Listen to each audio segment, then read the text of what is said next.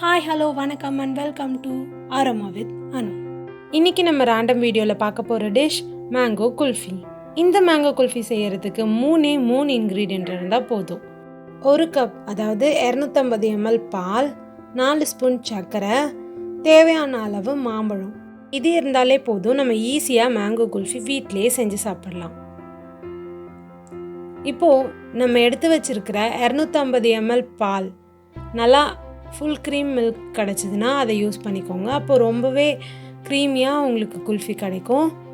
அதை ஒரு அடிக்கனமான பாத்திரத்தில் ஆட் பண்ணிக்கோங்க. நம்ம யூஸ்வலாக ஐஸ்கிரீம் செய்கிறப்போ பால் ரொம்பவே கொதிக்கணுன்றது அவசியம் கிடையாது. பட் இந்த குல்ஃபி செய்யும் போது பால் ரொம்பவே கொதித்து நல்லா சுண்டி வந்தால் தான் நம்மளோட குல்ஃபியோட டேஸ்ட் ரொம்ப அட்டகாசமாக இருக்கும். ஸோ பாலை நீங்கள் எவ்வளோக்கு எவ்வளோ கொதிக்க விட்டு அது சுண்டி வருதோ அந்தளவுக்கு நம்மளோட குல்ஃபி ரொம்பவே டேஸ்ட்டாக இருக்கும். நம்மளோட வெனிலா ஐஸ்கிரீம் ரெசிபியும் மேங்கோ ஐஸ்கிரீம் ரெசிபியும் இது வரைக்கும் நீங்கள் பார்க்காம இருந்தீங்கன்னா மேலே கார்ட்லேயும் கீழே டிஸ்கிரிப்ஷன்லேயும் லாஸ்ட்டில் எண்ட் ஸ்க்ரீன்லேயும் வீடியோவோட லிங்க் கொடுத்துருக்கேன், மறக்காமல் போய் பார்த்துருங்க.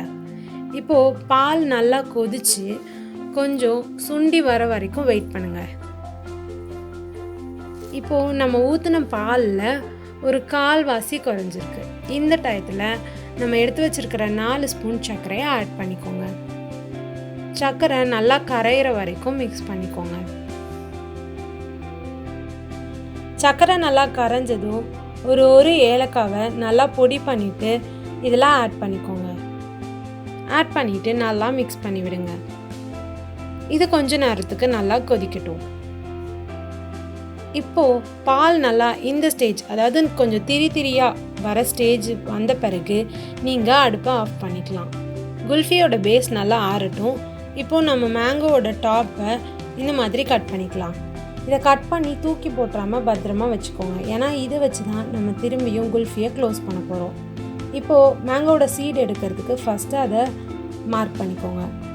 ஒரு ஸ்பூனோ இல்லை ஃபோர்க்கோட பின்பக்கத்தை வச்சு அந்த சீடை அந்த மேங்கோலேருந்து கொஞ்சம் விளக்கிறதுக்காக இந்த மாதிரி பண்ணிக்கோங்க.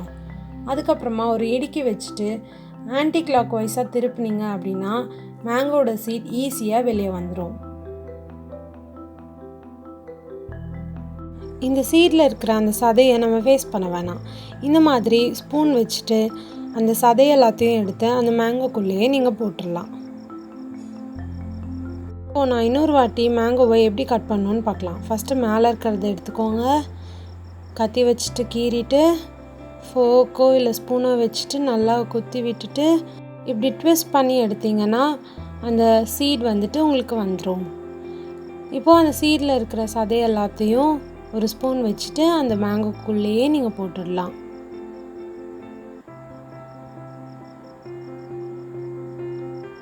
இப்போது நம்ம ஆற வச்சுருக்கிற அந்த குல்ஃபி பேஸ் எடுத்து இந்த மேங்கோவில் ஃபில் பண்ணிக்கோங்க. ஃபில் பண்ணிவிட்டு அந்த நம்ம கட் பண்ணி வச்சுருந்த மேல் மூடியை வச்சுட்டு மூடிக்கோங்க.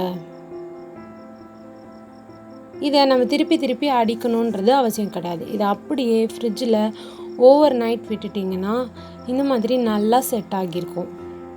அதை எடுக்கிறப்போ ரொம்பவே சில்லுன்னு இருக்கும். ஸோ ஒரு டவலில் அதை வச்சுட்டு அதோட தோலை வந்துட்டு இந்த மாதிரி எடுத்துக்கோங்க. தோலை கட் பண்ண பிறகு நீங்கள் மேங்கோ குல்ஃபியை உங்களுக்கு பிடிச்ச ஷேப்பில் கட் பண்ணிக்கோங்க.